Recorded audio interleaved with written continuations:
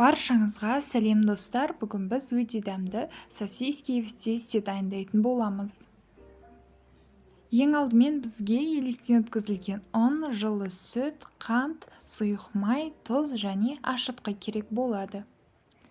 Ең алдымен електен өткізілген ұнның үстіне тұзды, ашытқыны, қантты салып жақсылап лопатканың көмегімен араластырып аламыз.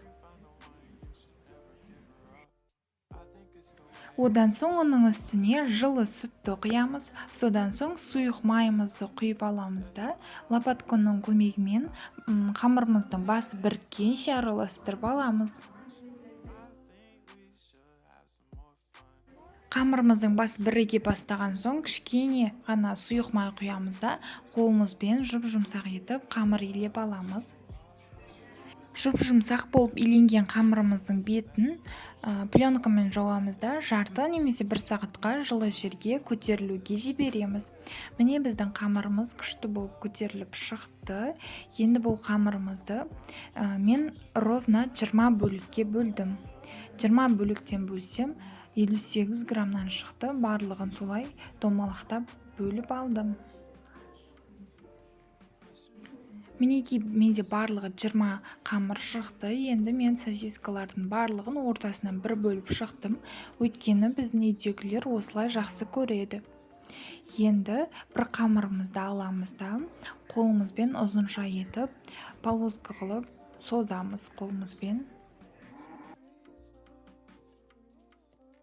Міне осылай сопақша етіп жайылған қамырымыздың үстін басамыз. Содан соң сосискамызды алып шетінен бастап әдемілеп орай береміз. Енді сосискамыз біткенше осылай барлығын бірдей етіп жасап шығамыз да 10 данасын протеинге тізіп қоямыз, ал 10 данасын қызып тұрған майға қуыратын боламыз.